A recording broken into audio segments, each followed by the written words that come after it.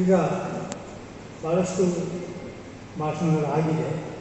ಅದರಿಂದ ಎಲ್ಲಿ ನಂದು ಭಾಷಣ ಸೃಷ್ಟಿ ಮಾಡಬೇಕು ಅಂತ ನಾನು ನೋಡ್ತೇನೆ. ಅದರಿಂದ ಓವರ್ಲ್ಯಾಪ್ ಆಗಲ್ಲ. ಒಂದು ಎರಡನೇದು ಸಮಯದ ಅಭಾವವೂ ಇದೆ ಮತ್ತು ನಂದು ಭಾಷೆ ಸಹ ಅಷ್ಟೇನು ಶುದ್ಧವಾದ ಕನ್ನಡದಲ್ಲಿ ಭಾಷಣ ಮಾಡಲಿಕ್ಕೆ ಸ್ವಲ್ಪ ಕಷ್ಟನೇ. ಆದರೂ ನೋಡಿ, ನಾವು ಇರುವ ಈ ಭೂಮಿಯ ಒಂದು ಮಹತ್ವ, ಈ ಶರಾವತಿ ನದಿ ಹರಿಯುವ ಈ ಶಿಲಾ ಶೇಖರಗಳು ನೋಡಿ, ನೀವು ಜೋಗಿಂದ ನೋಡಿದರೆ ಅಷ್ಟು ಹೈಟಲ್ಲಿ ಎಲ್ಲ ಶಿಲೆಗಳ ಗುಡ್ಡಗಳು ಅಲ್ವಾ? ಮೇಲೆ ಮಾತ್ರ ಮಣ್ಣಿದೆ, ಆ ಮೇಲೆ ಮಾತ್ರ ಒಂದು ಸಣ್ಣ ಪದಗಳಲ್ಲಿ ಮಾತ್ರ ಅರಣ್ಯಗಳಿವೆ, ವೃಕ್ಷದ ರಾಜ್ಯಗಳೆಲ್ಲ ಅಲ್ಲಿ, ಬಾಕಿಯೆಲ್ಲ ಶಿಲೆಗಳು. ಯಾವ ಟೈಪ್ ಶಿಲೆಗಳಲ್ಲಿ ಈ ಶರಾವತಿಯಲ್ಲಿ ಹರಿಯುತ್ತದೆ? ಅದು ಒಂದು ಗ್ರಾನೈಟ್ ಶಿಲೆ, ನಾವು ಶಿಲೆ ಇದ್ದೇವೆ. ಇನ್ನೊಂದು ಅದೇ ಥರ ನೀಸ್ ಶಿಲೆಗಳು. ಈ ಶಿಲೆಗಳು ಯಾವಾಗ ಸೃಷ್ಟಿಯಾಗಿದೆ ನೋಡಿ, ಇವೆಲ್ಲ 46 ಲಕ್ಷ ವರ್ಷ ಇತಿಹಾಸ ಇರುವ ಶಿಲೆಗಳು ಇವೆ. ಭೂಮಿಯ ಉದ್ಭವವಾಗಿ ಸುಮಾರು 1,000 ಮಿಲಿಯನ್ ಇಯರ್ಸ್ ನಂತರ ಆದ ಅದು ಒಳಗೆ ತಯಾರಾದ ಶಿಲೆಗಳಿಗೆ ನೋಡಿ 46 ಲಕ್ಷ ವರ್ಷ ಬೇಯಿಸಿದೆ. ಅಷ್ಟು ಅದರಲ್ಲಿ ಹರಿಯುವ ನದಿ. ಆ ಶಿಲೆಗಳ ಮೇಲೆ ಶರಾವತಿ ನದಿ ಹುಟ್ಟಿದೆ. ಆ ಶಿಲೆಗಳ ಮೇಲೆ ಯಾವಾಗ ಹುಟ್ಟಿದೆ ಅಂದರೆ, ನಮ್ಮ ಇಡೀ ಭೂಮಿ ಒಂದೇ ಲ್ಯಾಂಡ್ ಇತ್ತು, ಬಾಕಿಯೆಲ್ಲ ಸಮುದ್ರ. ಇವತ್ತು ಅಮೇರಿಕಾ, ದಕ್ಷಿಣ ಅಮೇರಿಕಾ, ಯುರೋಪು, ಏಷ್ಯಾ ಭೂಖಂಡಗಳೆಲ್ಲ ಅದೇ ಅಲ್ಲ, ಇದೆಲ್ಲ ಒಂದು ಟೈಮಿಗೆ ಒಂದೇ ಇತ್ತು. ಆ ಭೂಮಿ ಬ್ರೇಕ್ ಆಗಿದೆ. ಆ ಬ್ರೇಕ್ ಆಗಿ Australia, Africa, India, Madagascar, Antarctica ಎಲ್ಲ ಒಂದು ಪೀಸು. ಅದು ಮತ್ತು ಈ ದಕ್ಷಿಣ ಅಮೇರಿಕಾ ಸೆಪರೇಟ್ ಆಗಿ ಅಟ್ಲಾಂಟಿಕ್ ಸಮುದ್ರದ ಉದ್ಭವ ಆಗುವುದು. ಅದು ಯಾವಾಗ ಆಗಿದೆ ಅಂದರೆ 1,500 ಲಕ್ಷ ವರ್ಷ ಹಿಂದೆ ನಮ್ಮ ಇಂಡಿಯಾ ಸೇರಿದ ಇತರ ಭೂಖಂಡಗಳು, ಈ ಗೊಂಡ್ವಾನಾ ಲ್ಯಾಂಡ್ಸ್, ಅಮೇರಿಕಾ ಆ ಕಡೆಯಿಂದ ಸೆಪ್ರೇಟ್ ಆಗಿ ಮತ್ತು ಆಫ್ರಿಕಾ ಸೆಪ್ರ ಬಂದು, ಆಮೇಲೆ ಮಡಗಾಸ್ಕರ್, ಇಂಡಿಯಾ ಸೇರಿ ಇನ್ನೊಂದು ಬ್ರೇಕ್ ಆಯಿತು. ಆಫ್ರಿಕಾದಿಂದ ಇಂಡಿಯಾ, ಮಡಗಾಸ್ಕರ್ ಸೆಪರೇಟ್ ಆಗಿದೆ. ಇವತ್ತು ಮಡಗಾಸ್ಕರಲ್ಲಿ ಒಂದು ಸಣ್ಣ ದೇಶ, ದಕ್ಷಿಣ ಆಫ್ರಿಕಾ ಪಾರ್ಶ್ವದಲ್ಲಿ ನಮ್ಮ ಹಿಂದೂ ಮಹಾಸಾಗರದಲ್ಲಿ ಇರುವ ಒಂದು ದ್ವೀಪು ಮಡಗಾಸ್ಕರ್. ಇಂಡಿಯಾ ಮತ್ತು ಮಡಗಾಸ್ಕರ್ ಮತ್ತು ಬ್ರೇಕಪ್ ಆಗಿದೆ. ಎಷ್ಟಂದರೆ ಸುಮಾರು 900 ಲಕ್ಷ ವರ್ಷ ಇದೆ. ಅದು ಇಂಡಿಯಾ ಸೆಪರೇಟ್ ಆಯಿತು. ಆ ಬ್ರೇಕ್ ಆಯಿತಲ್ಲ, ಆ ಬ್ರೇಕ್ ಆದರೂ ಆ ಪ್ರದೇಶ ನಮ್ಮ ಪಶ್ಚಿಮ ಘಟ್ಟ ಉದ್ಭವವಾಗಿದೆ. ಎಷ್ಟು ವರ್ಷ ಆಗಿದೆ ಅಂದರೆ ಸುಮಾರು 880 ಲಕ್ಷ ವರ್ಷದ ಒಂದು ಒಂದು ಇತಿಹಾಸ ಇರುವ ಭೂಮಿ ನಮ್ಮ ಭಾರತ ಪಶ್ಚಿಮ ಘಟ್ಟ. 880 ಲಕ್ಷ ವರ್ಷ ಹಿಂದೆ ಸೆಪರೇಟ್ ಆದ ಪಶ್ಚಿಮ ಘಟ್ಟ ಭೂಮಧ್ಯ ರೇಖೆಯಿಂದ ದಕ್ಷಿಣದಿಂದ ಮೇಲೆ ನಾರ್ತ್ ಈಸ್ಟ್ಗೆ ಹೋಗಿ ಚೈನಾ, ಯುರೇಷ್ಯಾಗೆ ಡಿಕ್ಕಿ ಹೊರಗಿದೆ. ಆ ಪ್ರದೇಶದಿಂದ ಹಿಮಾಲಯ ಪರ್ವತ ಆಗಿದೆ. ಅದರೊಳಗೆ ಆಲ್ರೆಡಿ ವೆಸ್ಟರ್ನ್ ಘಾಟ್ ಬಂದುಬಿಟ್ಟಿದೆ ನೋಡಿ. ವೆಸ್ಟರ್ನ್ ಘಾಟಿನ ಉದ್ಭವ ಸುಮಾರು 880 ಲಕ್ಷ ವರ್ಷ ಹಿಂದೆ ಆಗಿದೆ. ಹಿಮಾಲಯದ ಉದ್ಭವ 550 ಲಕ್ಷ, ಸುಮಾರು 35 3,500 ಲಕ್ಷ ವರ್ಷಕ್ಕಿಂತ ಹೆಚ್ಚು ಇದು ವ್ಯತ್ಯಾಸ ಇದೆ ಹಿಮಾಲಯ ಮತ್ತು ಪಶ್ಚಿಮ ಘಟ್ಟಕ್ಕೆ. ಅಂದರೆ ಗಂಗಾ ನದಿ ಹರಿಯುವ ಇದಕ್ಕಿಂತ 3500 ವರ್ಷ ಹಿಂದೆ ನಮ್ಮ ಶರಾವತಿಯ ಉದ್ಭವ ಆಗಿದೆ. ಅಂದರೆ ಆ ಶರಾವತಿ ಎಲ್ಲಿ ಉದ್ಭವ ಆಗಿದೆ ಅಂದರೆ ನೋಡಿ, ನಾನು ನಿಮ್ಮ ಓಕೆ ಇದೆಲ್ಲ ಈ ಶರಾವತಿ ಹರಿಯುವ ಈ ನಮ್ಮ ಹೊನ್ನಾವರ ತಾಲೂಕು. ಈ ಹೊನ್ನಾವರ ತಾಲೂಕು ಶರಾವತಿಯ ಸೃಷ್ಟಿ. ನೋಡಿ, ಈ ಗರ್ಸಪ್ಪ ಭಾಳ ಇಂಪಾರ್ಟೆಂಟ್ ಆಗಿದೆ. ಇಲ್ಲಿ ಒಂದು ಮಾಸ್ತಿಯಮ್ಮ ದೇವಸ್ಥಾನ ಇದೆ. ಗರ್ಸಪ್ಪ ಎಲ್ಲ ಬಸ್ಸುಗಳು ವಾಹನಗಳು ಹಳೆ ಕಾಲದಿಂದೇ ಅಲ್ಲಿ ನಿಂತು ಅಲ್ಲಿ ಆ ಮಾಸ್ತಿಯಮ್ಮಗೆ ನಮಸ್ಕಾರ ಮಾಡಿ ಘಟ್ಟ ಹಾಕ್ತೇವೆ. ಆ ಘಟ್ಟ ಶುರುವಾಗುವುದು ಗರ್ಸಪ್ಪದಿಂದ. ಈ ರೋಡಲ್ಲಿ ಬರ್ತದೆ. ಕುಮಟಾದಿಂದ ಹೋದರೆ ಅಲ್ಲಿ ಬಡಾಳ್ ಘಟ್ಟ ಹತ್ತಿರ ಗರ್ಸ ಶುರುವಾಗ್ತದೆ. ಇಲ್ಲ ಅಂದರೆ ದೇವಿ ಮನೆ ಘಟ್ಟದಲ್ಲಿ ಸಿರಿಸಿ ಅದು ಹೋಗ್ಬೋದು. ಈ ರೋಡಿನ ಕಾಲದಲ್ಲಿ ನೋಡಿ ಪಶ್ಚಿಮ ಘಟ್ಟ ಈ ಕಾಲದಲ್ಲಿ ಅಷ್ಟು ದೊಡ್ಡ. ಆದರೆ ಆ ಥರ ಗುಡ್ಡಗಳು ಇಲ್ಲಿ ಇಲ್ಲ. ಆದರೆ ಆ ಗುಡ್ಡಗಳಿಂದ ಆ ಪರ್ವತದಿಂದ ಬಿದ್ದ ಮಣ್ಣು ಇದು. ಈ ಮಣ್ಣಿನಲ್ಲಿ ಶರಾವತಿ ಹರಿಯುವ ನದಿಯಾಗಿದೆ. ಹರಿಯುವ ಮಣ್ಣು ಎಲ್ಲಿಂದ?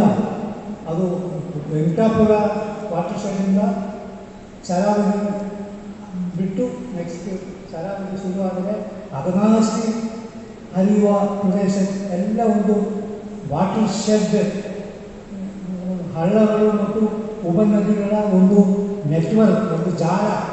ಆ ಜಾಲಗಳೆಲ್ಲ ಸೇರಿ ಶರಾವತಿ ಮೇನ್ ನದಿಯಾಗಿ ಹರಿಯುತ್ತದೆ.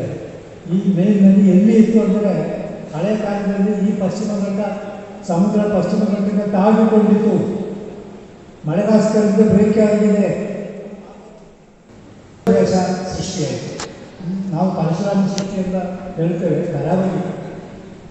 ಆದರೆ ನಾವು ಈ ಹೊನ್ನಾವರ ಹೋಗುವ ರೋಡ್ ನೋಡಿ, ಇಲ್ಲಿಂದ ಗರ್ಸಪ್ಪದಿಂದ ಇಲ್ಲಿ ನಾವು ಇಲ್ಲಿಂದ ಹೊನ್ನಾವರ ಹೋಗಿ ಘಾಟ್ ಸೆಕ್ಷನ್ ಇಲ್ಲ.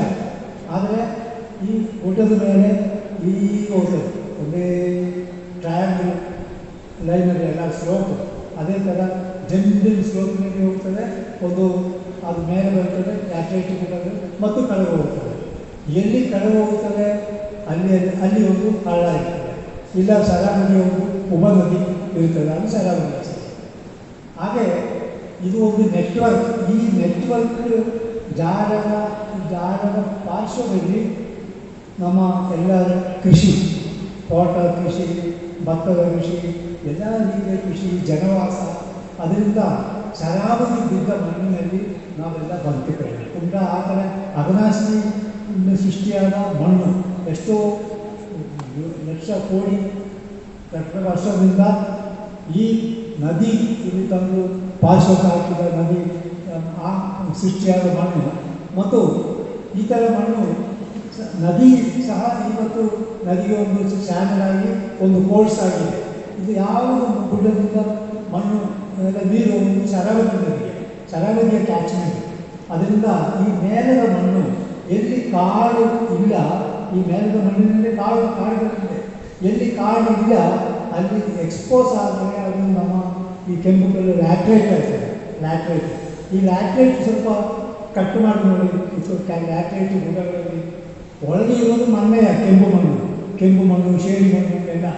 ಆ ಮಣ್ಣು ಈ ಭೂಮಿಯಲ್ಲಿ ಅತಿ ಪುರಾತನವಾದ ಮಣ್ಣು. ಅಂದರೆ ಉತ್ತರ ಭಾರತದಿಂದ ಅತಿ ಪುರಾತನವಾದ ಮಣ್ಣು ಇರುವುದು ನಮ್ಮ ಈ ಪಶ್ಚಿಮ ಕರಾವಳಿ ಪ್ರದೇಶದಲ್ಲಿ. ಇಷ್ಟು ಬಳೆ ಒಂದು ಪ್ರಾಚೀನವಾದ ಒಂದು ಜನವಾಸ ಆದ ಪ್ರದೇಶ. ಮತ್ತು ಇಲ್ಲಿ ನದಿ ತಳದಲ್ಲಿ ಒಂದೊಂದು ಸಂಸ್ಕೃತಿ, ಶರಾವತಿಯ ಸಂಸ್ಕೃತಿ, ಅಘನಾಶಿಯ ಸಂಸ್ಕೃತಿ, ಗಂಗಾವತಿಯ ಸಂಸ್ಕೃತಿ, ಈ ಥರ. ಅದರಿಂದ ಇದು ಯಾರಿಗೂ ಅಷ್ಟೊಂದು 20-30 ವರ್ಷದಲ್ಲಿ ಇದರಿಂದ ಏನು ಎಕ್ಸ್ಪ್ಲಾಯ್ಟ್ ಮಾಡಿ ಅವರು ಹೇಳಿದಂಗೆ ಪ್ರೈವೇಟ್ ಪಾರ್ಟೀಸು ಅದರಿಂದ ದುಡ್ಡು ಶೇರ್ ಮಾಡಲಿಕ್ಕೆಲ್ಲ. ಇದು ಶಾಶ್ವತವಾಗಿ ಇರಬೇಕಾಗ್ತದೆ. ಮತ್ತು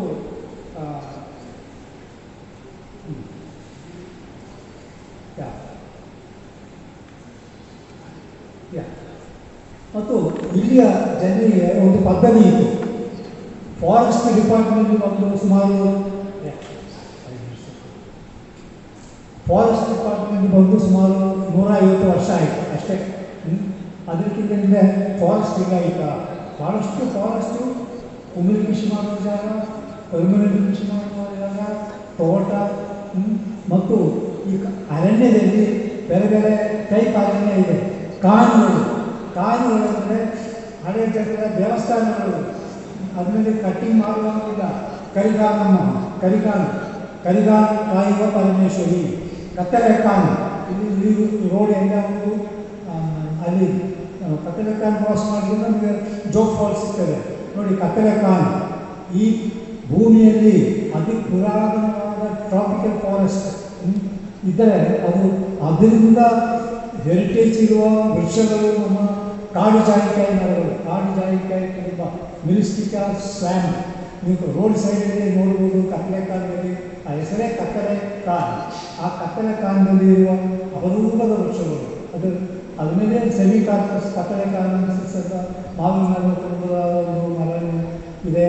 ಮತ್ತು ಕತ್ತಲೆಕಾನಲ್ಲಿ 2.5 ಕಿಲೋಮೀಟರ್ಸ್ ಚದರ ಕಿಲೋಮೀಟರ್ ನಾವು ಸರ್ವೆ ಮಾಡಿದ್ದೇವೆ. ರಾಮಚಂದ್ರ ಟೀಮ್ನವರು ಸ್ಟಡಿ ಮಾಡಿದ್ದಾರೆ. ಆ 2.5 ಕಿಲೋಮೀಟರ್ನಲ್ಲಿ 35 ಜಾತಿ ಕಪ್ಪೆಗಳು ಪ್ರಭೇದ, 35 ಕಪ್ಪಗಳ ಪ್ರಭೇದ ಕ್ರಾಪ್ಸ್ ನೋಡಿ. ಮಹಾರಾಷ್ಟ್ರದ ವಿಸ್ತೀರ್ಣ ಎಷ್ಟು? ಮಹಾರಾಷ್ಟ್ರ 3,08,000 ಸ್ಕ್ವೇರ್ ಕಿಲೋಮೀಟರ್ ಇದೆ. ಕಪ್ಪೆಗಳು ಸ್ಪೀಶೀಸ್ ಎಷ್ಟಿದೆ? ಖಾಲಿ 4. ನಮ್ಮ ಕತ್ತಲೆಕಾಲಿನಲ್ಲಿ 2.5 ಕಿಲೋಮೀಟರ್ನಲ್ಲಿ 35 ಇದಿದೆ. ಕತ್ತಲೆಕಾಲು ಇದು ಸಿಂಗಳಿಗಳ ವಾನರ ಕೇಂದ್ರ. ಅದೇ ಥರ ಅಲ್ಲಿಯ ಮರಗಳು ಪ್ರೈಮರಿ ಫಾರೆಸ್ಟ್, ಓಲ್ಡೆಸ್ಟ್ ಫಾರೆಸ್ಟ್. ಇದು ಪೀಸಾಗಿ ಅಲ್ಲಿ ಇದೆ. ಗೋವಾದಲ್ಲಿ ಇದೆ ಕತ್ತಲೆಕಾಲು ಥರ ಫಾರೆಸ್ಟ್ಗಳು. ಅದು ನಾವು ನಮ್ಮ ಟೀಮ್ನವರು ಸ್ಟಡಿ ಮಾಡಿದ್ದಾರೆ. ಆದರೆ ಇಲ್ಲಿ ಇರುವ ಅಪರೂಪದ ಮರಗಳು ಮತ್ತು ಈ ಬೆರ್ಸಪ್ಪ ಕೊಳ್ಳದಲ್ಲಿ ನೋಡಿ, ಸರಾವಳಿ ಕೊಳ್ಳ, ಇದರಲ್ಲಿ ಎಲ್ಲ ಭೀಮಾಕಾರ ಮರಗಳಿತ್ತು ನೋಡಿ. 1,800 ಲಕ್ಷ ವರ್ಷಗಳಿಗೆ ನಮ್ಮ ಪಶ್ಚಿಮ ಘಟ್ಟದ ಸ್ಟೀಪ್ ಸ್ಲೋಪ್ಸು ಸಂರಕ್ಷಣೆ ಮಾಡಿ ಇಟ್ಟಿದ ಭೀಮಾಕಾರದಲ್ಲಿ ಇರುವ ಮರಗಳು. ಅದಕ್ಕೆ ಏನು ಅವು ಭೂಕುಸಿತವಾಗಲಿಲ್ಲ. ಅಷ್ಟು ಸ್ಟೀಪ್ ಸ್ಲೋಪಲ್ಲಿ ಕಾಡುಗಳು, ಅದೇ ಅದ್ಭುತವಾದ ಕಾಡುಗಳು. ಸರಾವಳಿ ಕೊಳ್ಳದಲ್ಲಿ ಆ ವ್ಯೂ ಪಾಯಿಂಟ್ ನೋಡಿದ್ರೆ ಅದ್ಭುತವಾದ ಕಾಡುಗಳು. ಅಲ್ಲಿ ಭೂಕುಸಿತ ಆಗಲಿಲ್ಲ. ಯಾವಾಗ ಆಗ್ತದೆ ಆ ಕಾಡುಗಳು ಕಟಿಂಗ್ ಮಾಡೋದಿಲ್ಲ ಆಗ್ತದೆ. ಆ ಕಾಡುಗಳ ದೊಡ್ಡ ಮರಗಳಿಗೆ ಬಯೋ ಇಂಜಿನಿಯರಿಂಗ್ ಮೆಕ್ಯಾನಿಸಮ್ ಇದೆ. ದೊಡ್ಡ ದೊಡ್ಡ ಹಲಗೆ ಬೇರೆ ಬೇರುಗಳು ಇದೆಲ್ಲ ನಾವು ಕಾಡುಗಳು ಪ್ರೈವೇಟ್ ಫ್ಯಾಕ್ಟ್ರಿಗೆ ಕೊಟ್ಟು, ಮ್ಯಾಚ್ ಬಾಕ್ಸ್ ಫ್ಯಾಕ್ಟ್ರಿಗೆ ಕೊಟ್ಟು, ಇಲ್ಲಾಂದರೆ ಪ್ಯಾಕಿಂಗ್ ಬೇಸ್ ಫ್ಯಾಕ್ಟ್ರಿಗೆ ಮಾವಿನ ಮರ ಅಂದರೆ ₹1 1 ಟನ್ ಲೆಕ್ಕಕ್ಕೆ ನಮ್ಮ ಗೌರ್ಮೆಂಟು ಕೊಟ್ಟಿದ್ದಾರೆ ಕನ್ಸೆಷನಲ್ ವುಡ್. ಆ ಟೈಮ್ ನಾವು ಇಲ್ಲಿ ಸರ್ವೆ ಮಾಡ್ತೇವೆ ಸರಾವಳಿ ಕೊಳ್ಳಗಳಲ್ಲಿ. ಇದೆಲ್ಲ ಒಂದು ಎಕ್ಸ್ಪ್ಲಾಯ್ಟೇಷನ್. ಇವತ್ತೇನು ಇಷ್ಟು ನಾವು ಎಲೆಕ್ಟ್ರಿಸಿಟಿಗಾಗಿ ನಾವು ಇದು ಅಷ್ಟೇ ಬೇಕು ನಮಗೆ. ಕಾಡು ಎಷ್ಟೋ ಎಲ್ಲ ಲೂಟಿ ಮಾಡಿ ಆಯಿತು ಮತ್ತು ಜನರ ಒಂದು ನಿರ್ವಹಣೆಯೂ ಇಲ್ಲ. ಇವತ್ತು ಜಗತ್ತಿನಲ್ಲಿ ಎಲ್ಲ ಜೀವವೈವಿಧ್ಯ ಹಾಟ್ಸ್ಪಾಟ್ ಬೆಂಕಿಯಲ್ಲಿದೆ.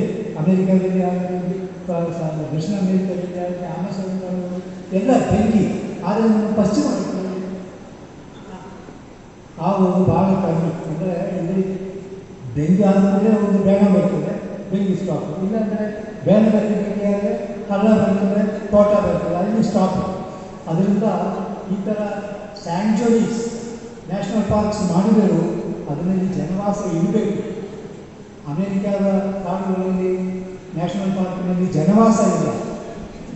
ಸಾವಿರಾರು ಕಿಲೋಮೀಟರ್ ಕಾಡುಗಳು ಬೆಂಕಿ ಆದರೆ ಅದು ಭಾಳ ಡ್ರೈ ಮೆಟೀರಿಯಲ್, ಅನ್ಕಂಟ್ರೋಲಬಲ್. ಆಮೇಲೆ ಸ್ಯಾಟಲೈಟ್ ನೋಡಿದರೆ ಇಡೀ ಅಮೇರಿಕಾಗೆ ಬೆಂಕಿ, ಇಡೀ ಯುರೋಪ್ ಬೆಂಕಿ. ಅದರಿಂದ ಇಲ್ಲಿ ಜನರ ಸಂಸ್ಕೃತಿ ಸಹ ಈ ಕಾಡುಗಳಲ್ಲಿ ಇದೆ. ಈ ಭೂ ಗಣನೆಯಲ್ಲಿ, ಈ ಭೂ ಉಪಯೋಗದಲ್ಲಿ ಅವರ ಒಂದು ಸಂಸ್ಕೃತಿ ಇದೆ.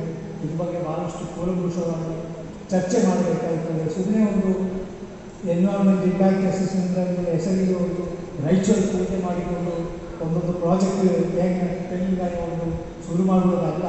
ಇದು ಭಾಳ ಕೂಲಂಕುಷವಾಗಿ ಅಭ್ಯಾಸ ಮಾಡಬೇಕಾದ್ರೆ ಇಷ್ಟೆಲ್ಲ ಸಮಯದ ಅಭಾವದಿಂದ ನಮಗೆ 12 ವರ್ಷ